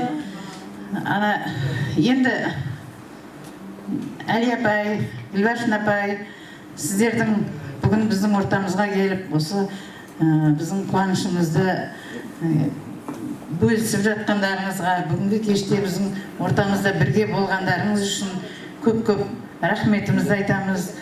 Жаңа қыздар да айтып жатыр ғой, сіздердің берген білімдеріңіз, сіздерден алған тәрбиеміз бізді осы үлкен өмірдің жолында бізге айқын бағдар болды. Сіздерден алған тәрбиемен біз алға басып келеміз. Жасымыз міне 60-қа жақындаса да, әлі күнге дейін сіздер берген тәрбиенің ұшқыны біздің бойымызда бар. Сол тәрбиені біз өзіміздің балаларымызға, ұрпағымызға беруге тырысып жатырмыз. Бұның өзі ұрпақ сабақтастығы. Енді сіздерге осылай дендеріңіз сау болып, әрқашан осындай әп-әдемі жарқырап жүрулеріңізге тілекшіміз. Өткенде жаңа видео жасаймыз деп сіздердің жас кездеріңіздегі суретпен қазіргі суретті шығарсақ, кім танымай жатыр да? Әли апайды танымай жатыр. Мына кісі кім дейді? Гүлсара да, по-моему, Гүлсара. Өте. Мә, апай өзгермеген жас қой дейді. Екеуіңізде сіздердің біздің есімізде сол баяғы балғын кезімізде жаңағы мектеп табалдырығын аттап келгенде ортаңғы буынға көшкен кездегі бізді қабылдап алған апайларымыз болып біздің есімізде қала бересіздер. Біз сіздерді жақсы көреміз, құрмет тұтамыз, әрдайым үлгі тұтамыз, мақтан тұтамыз. Так, енді айтайын.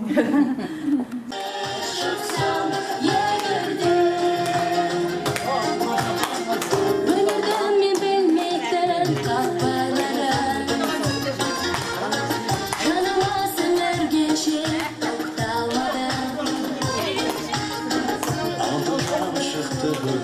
Yalan bolgan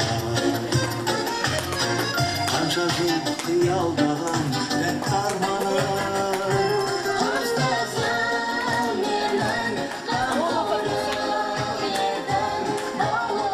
Саттық ұлағатты ұстазымызға деген алғысымыздың белгісі ретінде мына жерде 40 жыл 85 жылғы түлектерден деген жазуы бар және өздеріңіздің аты жөндеріңізді мына ойып жаздық баға жетпес еңбегіңіз үшін алғысымыз шексіз деген осы жібереміз ғой мақтанып шынында да Ағыласынан деп жазбағансың.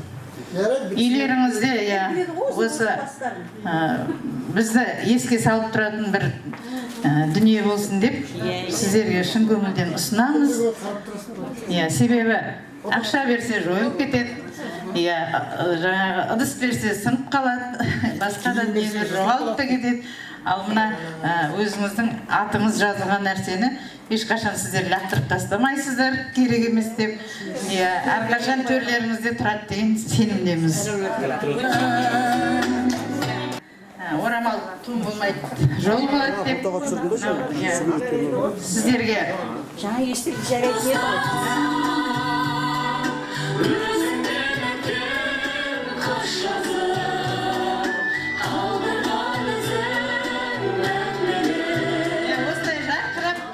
болып, ағзалықтарымыз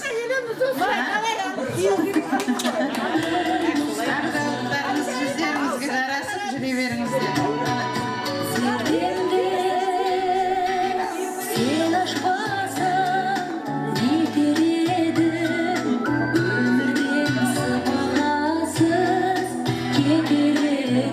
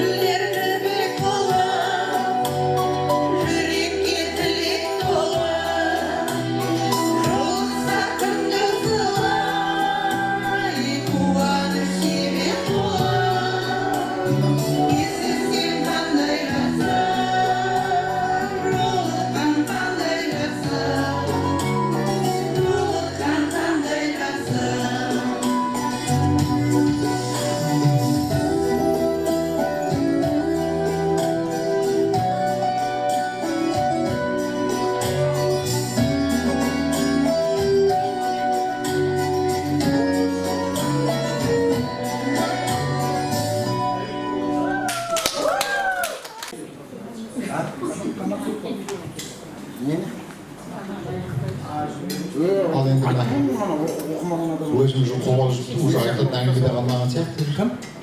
Ал біріншіден енді Нұрабали әлі қалмайды. Біріншіден мына сіздерге басым ием, Әли апа, Гүлбаршын апай, сіздерге күш қуат берсін. Осылар мына төрімізде отырғандарыңызға мыңда бір рахмет, оның өзі бір ерлік деуге де болады. Енді біздің өзіміз 60 жасқа келгенде сіздер мынандай болып отқанда, қазіргі кезде мына өзім ойлаймын, әлі біз бала екенбіз ғой әлі. Бала екенбіз. Бала сезініп отырмыз. Енді мына бүгінгі кешіміз таңнан басталды, вообще таңнан басталды ғой да, таңнан басталды, әдемі болды, школға бардық. Есімізге түсіп жатыр, бірінші класста, қай класста оқығанымызды көрсетіп жатырмыз. Оның өзі бір қуаныш. Апай көріп мені танымай қалып жатыр, атымды айтқаннан кейін танып жатыр. Әли апай да танымай қалды мына қарсы алғанда. Енді өмір өтіп жатыр ғой, 40 жыл деген енді бір жарты өмір ғой енді біреудің. Енді мынау енді жиын әдемі өтіп жатыр. Бұның енді ұйымдастырушы мана айтып жатыр ғой, енді желтоқсаннан бастаған мына бізде ол школда сондай өзі сондай жан-жақта көз ұстап жүретін енді Бағдагүл деген жан-жақта байқап жүретін, асты-үстіне қарап жүретін адам ғой енді. Солынан группа нетіп, оның бәрі кім біздің енді Айгүл қолдап, енді сіздерге де мыңда бір рахмет, ол сіздердің арқаларыңыз. Ол мынау деген ауызға оңай зат. Ауызға айта салған, ой істейміз ғой деген. Оны мына тойға да дайындалғанда 3 ай дайындаламыз да бір күнде өтіп кетеді ғой мысалға. Мынау енді 5 ай, 6 ай дайындалған не ма? Кім Айгүл мана келгенде соңғысын алып түскенде шында бәріміз соңғысына қараймыз. Не келді деген сияқты.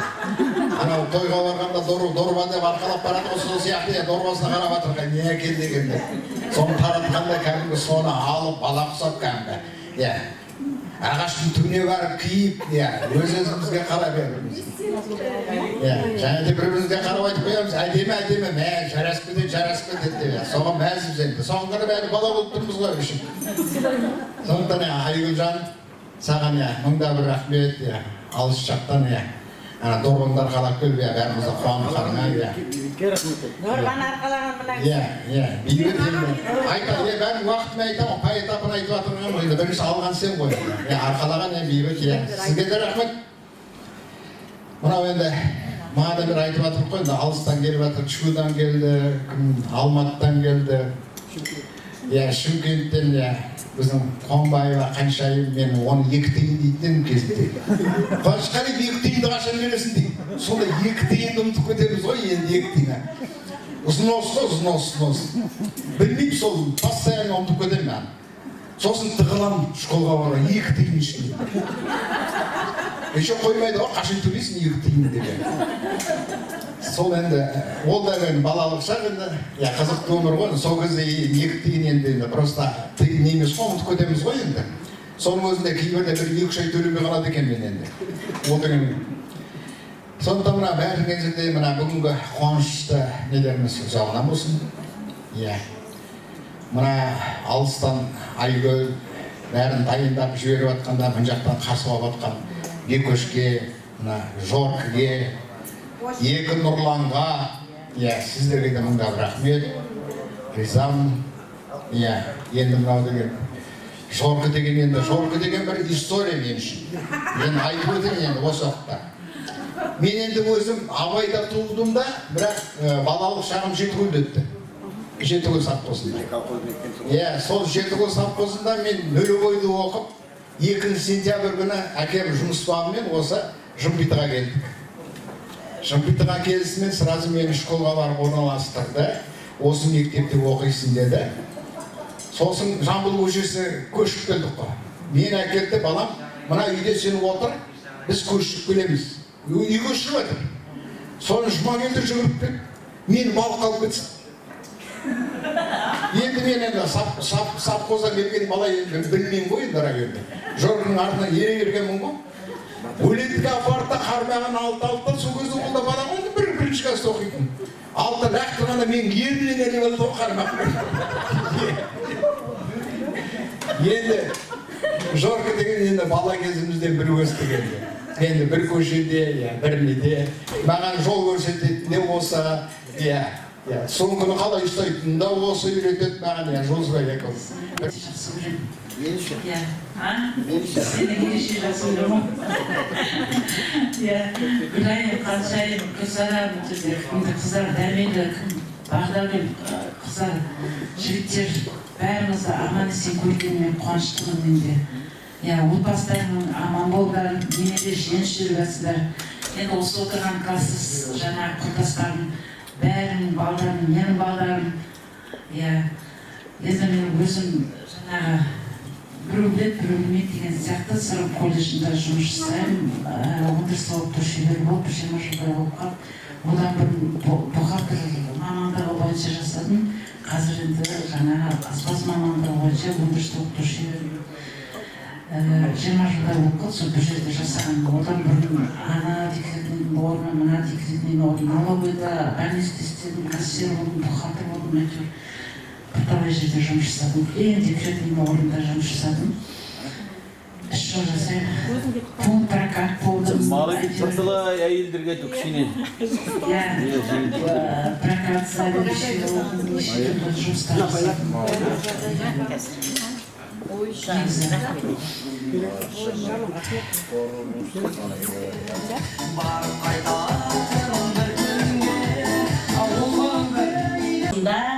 Өздерінің нақты бағалары. Тағдыры мен кісінің ойнап жүруге болмайды. Жанға болған шипаны, қашта жеген құйқаны ұмытуға болмайды тойған күнінде. Ұнатып қала салуға, ұнатпай ала салуға, жанына сүйген жарыңның жара салуға, қатардан қала салуға, бір сұлтау таба салуға, алдында ағайын жұрттың ала саруға болмайды. Ата-анаға болмайды қарсы келуге, қарсы келген балаға қамшы беруге болады. Кездесулеріңіз құтты болсын. Ең бастысы дендеріңіз сау осылай қорбау құрдас болып мың жасаңыздар. Дастархандарыңыз тек жақсылыққа толсын.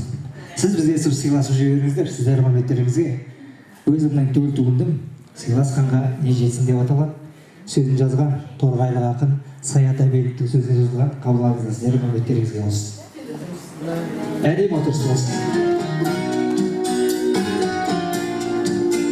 Бүгін бармас, ертең жоқпас ол мәлі. Ойнада күл тәтті өмірдің көрдәмі. Естелік боп есте қалсын ерекше. Бұл өмірде басып өткен жолдарым, сыйластықтың орны шіркін бөлек көпшіл болсаң көпшілікке керексің.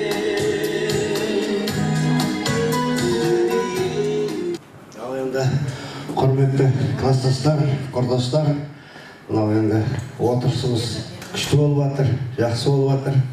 Енді төрде тұрған екі ұстазымыз, сіздер де біздер сияқты, жас сияқты болып көрініп жатсыздар. Арамызда отырғанда үлкен апай деп ешкім кіріп келген кісі сізде ешкім біздің құрдастар деп ойлайды енді. Ешкім апай деп ойламайды. Ал енді мынау құрдастар, мен енді көп сөзге жоқпын өзім. Қаншайым зор күлер сөйлеп кеткеннен кейін енді мен көп сөйлей алмаймын. Енді тек жеткізіп қой деп жатырмын жолдасым. Бәріңізге жақсылық тілеймін, амандық тілеймін. әрдайым осындай дастарханда кездесейік. 40 жылдығымыз енді мен өзімше өзім ойыммен жақсы өтіп жатыр деп ойлаймын. Осы мына таңертең осы сағат 10-нан бастап атсалысып бәріміз бірге жүрік. Гүлбаршын апай келіп жатыр, школдың есігін ашып жатыр, школға кіріп жатыр. Бәрі қызық ол өмірде. Жаңа Нұрлан айтпақшы ағасына жасадық көкімізді де киіп алып жатыр. Барғанда ала болып тұр едік. Айгүлімізді екі батыр қылып шығарды 15 минутта. Бәріміз ақ футболка, ақ бейсболка киіп шықтық.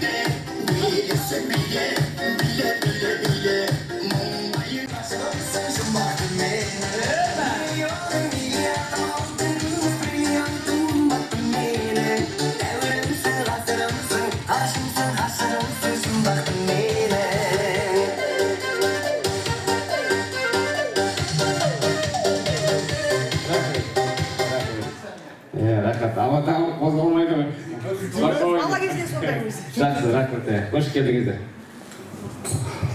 Ал енді Жер қозғалмаса мен қозғалмайды деп кетеді ма? Иә. Сөйтейін деп отырмын.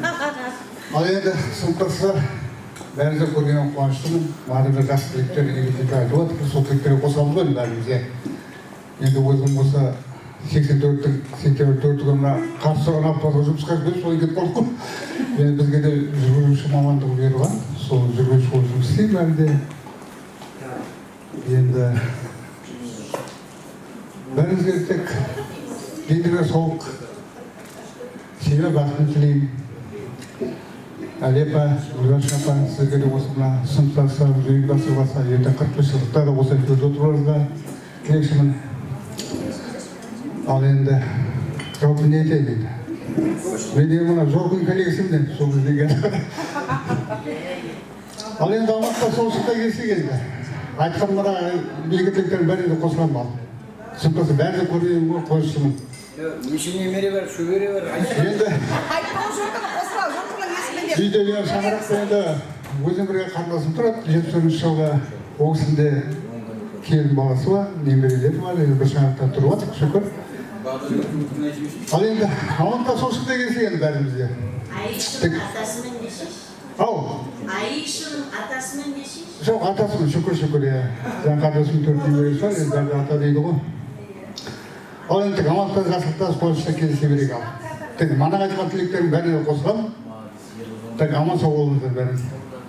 Енді өте қуаныштымыз, активный біздің балдарда, қыздарда, молодец. Ризамын. Осы жолымызды Алла тағала тек айырмасын. Әлі де енді біз мына енді мына кімге Костямен де Айгүлге де көп рахметімізді айтамыз. Шаңырағына деген жаңа еске алып, арамыздан озған оқушыларымызға 3 адам қойды. Басқаларына мана қыздарды айтып отыр ғой, білмейміз, көбі былай кеткен адамдар бар деп, оның қасында біздер шүкір екенбіз. Аман болайық, дендеріміз сау болсын, Алла тағала өмір жасымызды ұзақ қылсын деймін. Рахмет мына Айгүлге, өте жақсы дайындаған дастарханды. Мана енді шаңырақтарымызға айтып отыр ғой, сол тілектердің бәрі, дұға тілектердің өзі қабыл болсын деймін. Аман болыңыздар, балдарды көріп жатырық. Анамыз аман болсын, ортамызда ақылшы болып жүре берсін. Енді сіздерге тағы да мұғалімдерімізге, мына Али апамызға, Гүлбаршын апамызға низкий поклон ғой. Өте кәдімгідей келгенде де кәдімгі жылы қарсылап, сағын неғылып жатыр кәдімгі өзінің балдарын көргендей кәдімгідей сезініп отырсыздар да. Түсінеміз, аман жүріңіздер. Енді баршамызға тек Алла тағала тек қуат берекесін берсін. Мана айтып отқан біздің мына келіп жатқан айтпақшы айта кететінім, кешірім сұрайын. Қаншайым басымды тартып отырсаң, Жорка сен мана қаншайым көрінбей қалып, ұмытып кете жаздадым. Қаншайым Гүлсара, Айгүлік, мына брат бар арамызда деген Бейбідаға. Тана, Тана менің өзім бауырым деп айтуға болады. Қалқаман Тана. Аман жүріңіздер, аман келдіңіздер, аман жетіңіздер елдеріңізге. Алдарда осы емес, әлі де кездесуді Алла тағала нәсіп етсін сіздерге. Басыңызды қосуға да. Бірінші денсаулық, дендеріңіз сау болсын. Келіп жатқан, алыстан келіп жатқан қонақ қыздарымызға көп рахмет. Айгүлге тоже рахмет, ағамызбен бірге де қартайып жүре берсін. Балдардың қызығын көріп деймін. Бізде де мына жерде қамадымызға, фотоға түсіп жатқан балдарға көп рахмет сіздерге. Мына өлең айтып жатқан Іншекке Құттай баламызға. Бәріңізге де Іншек саған да рахмет.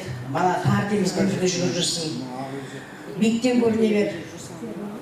Баршаларына бүкіл жақсы тілектер тілеймін, аман болайық. Балдары бар, қыздары бар да, бәрі күйміш жоқ. Мына Айбат дейтін жас күннен халықтың қамын ойлап бәрі.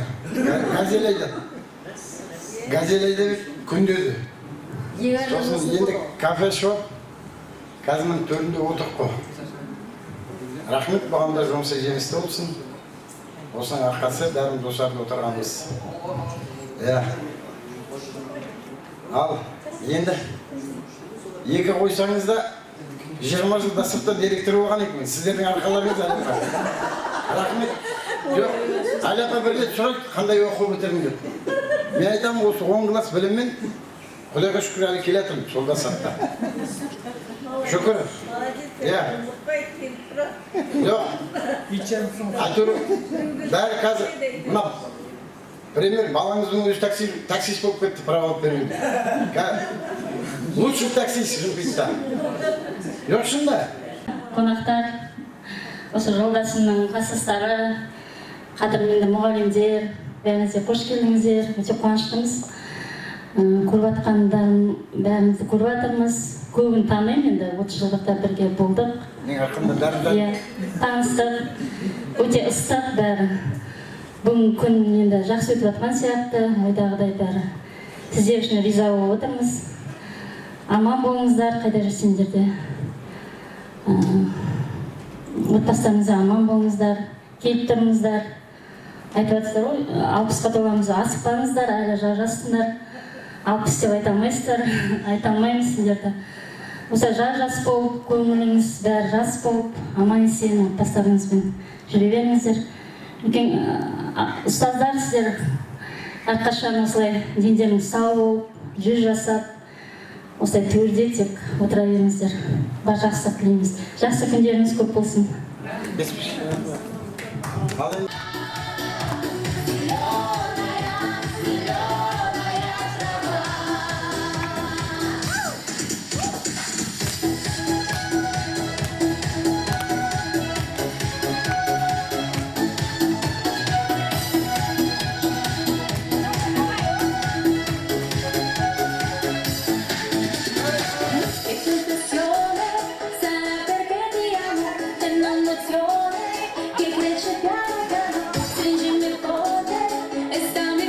Vicino, se ci sto bene, sai perché ti amo. Io conto ritmo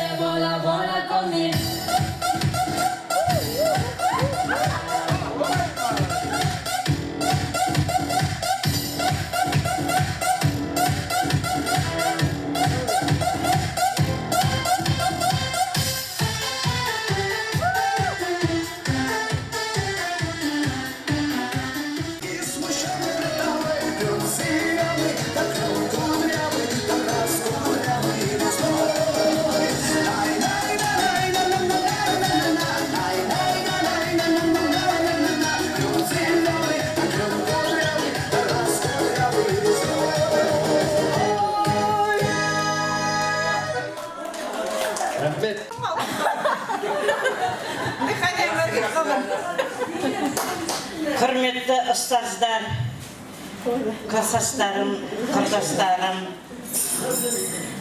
ал бүгінгі 40 жылдық мерей кездесу күшті болып жатыр деп. Мен өзіме келгенде, мен тәртен сол кездесуді 7:30-да бастадым деймін. 7:30-да бейбіткен екеуміз жолға шықтық.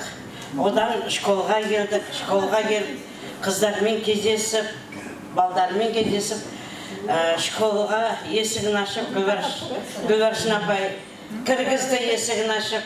Мұнда бір рахмет, партамызға отырып, өткен кеткенде еске алып, күліп, фотоға түстік. Одан шығып, жігіттерге рахмет, бәрін сырымның елін үшін парктерде аралатып, фотоға түсіп жатыр. Одан кейін мына жерде Көсер мен Айгүлге рахмет, дастархандарын жайып, мына өткен, о дүниеге кеткен класстастарымызға бағыштап, Құран оқытып, содан шай ішіп, ас ішіп, одан келдік. Енді міне кеш басталып, одан кездесу болды. Міне жақсы өтіп жатыр бәрі. Бәріңізге де рахмет.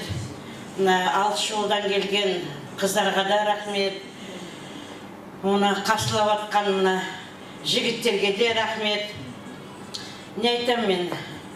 Баршаңызға, семьянызда бақытты ғұмырлы болыңдар.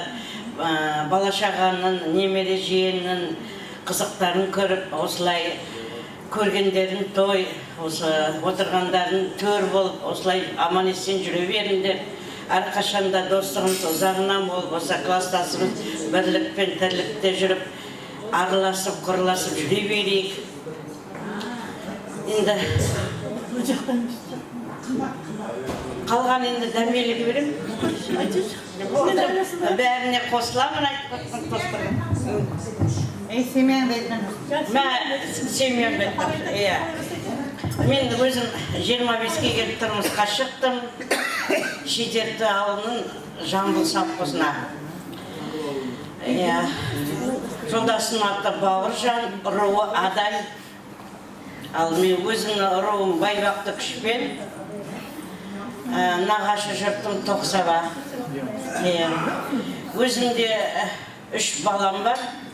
Бір қыз, 2 бала. Қызым тұрмысқа шықты, 3 жиенім бар. Балдарым әлі үйленген жоқ. Үлкені 32-де, кішкентайы 23-де. Срочно үйлендіру керек. Жолдасым жұмысы Жайық таза қалада істейді. Қаланы тазалығын ұстайды. Мен өзім көп бейінді қалалық ауруханада жасаймын. Приемныйды қабылдау бөлімінде, скорийларды қабылдап аламын. Одан кейін отделениеге апарамын. Тек сіздерге бәріңізге айтатын тек ауырмаңыздар, денсаулықтары мықты болсын, еңбекте жемісті болыңдар, осылай күліп ойнап, ақ-дастарханда кездесе берейік. Ұстаздар, сіздерге рахмет. Осылай көңіл бөліп. Енді 68-дерге келгендеріңізге. Бәріңізге 68-дерге жылдықтарыңызбен құттықтаймын. Дендеріңізге сау, семьяда бақыт. Аман жүріңіздер. Сол 3 балам бар. Үлкен қызым банкта істейді. Екінші ұл балам Мичурин ауылының полиция капитаны. Кіші қызым стоматолог. 3-еуі тұрмыста қыздарым, балам үйленді. 9 немерем бар. Жиен немере. 2 жиенмен немере, 4 немере, қалғаны жиен. Басымыз аман болсын, ұрпағымыз өсе берсін, соларды қуанышына тоймай аман-есен жүре берейік. Осы тек жақсылықта кездесейік, 60 жас деп жатыр, 60 жасты жорт бастайды. Мен 2-ші кетем, 3-ші қаншайым. Сосын арбатаға кетем. Азамат бар. Ал қартаймайық, аман-есен осай жүре берейік. 60 деген тал түс қой. Саспанды қартаймаймыз. Дендеріңіз сау болсын. Атап айтпай қояқ, бәріңіз досымыз. бірін-біріміздің әйтеуір жаны ашып тұрады, осында келгенде бір қонақ қылып класстастар. Аяғымыз жерге тигізбей машинамен жүргізіп, көп-көп рахмет, аман жүріңдер. Келіндерімізге рахмет, Эльмираға, Светаға, Айгүлге, осындай біздің жігіттерімізді әппақ етіп, керемет етіп ұстап жүрген. Көп-көп рахмет, аман болыңдар. Ер адамдар бермей ма? Мұғалімдер береді. Мұғалімдер береді. Қайырлы дастархан болсын, қайыр берекетін берсін. Өсіп өнсін барлығының әулетін. Дами берсін жан-жақтағы сәулетін. Ешқандай жамандық болмасын, әрқашан барлығыңды да Алла қолдасын.